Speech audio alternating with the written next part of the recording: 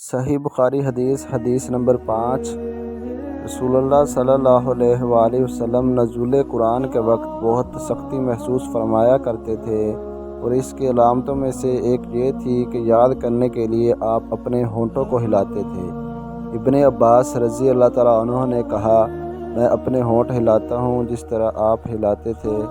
سعید کہتے ہیں، میں بھی اپنے ہونٹ ہلاتا ہوں جس طرح ابن عباس رضی اللہ تعالیٰ عنہ کو میں نے ہلاتے دیکھا۔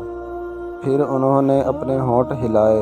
ابن عباس رضی اللہ تعالیٰ عنہ نے کہا، پھر یہ آیت اتری کہ اے محمد، قرآن کو جلد جلد یاد کرنے کے لیے اپنی زبان نہ ہلاؤ، اس کا جمع کر دینا اور پڑھا دینا ہمارا ذمہ ہے۔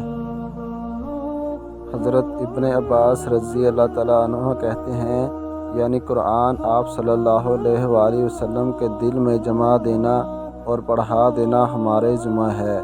پھر جب ہم پڑھ چکیں تو اس پڑھے ہوئے کی اتباع کرو۔ ابن عباس رضی اللہ تعالیٰ عنہ فرماتے ہیں، اس کا مطلب یہ ہے کہ آپ اس کو خاموشی کے ساتھ سنتے رہو۔ Please subscribe my YouTube channel, like, share and also comments for suggestion. Thank you.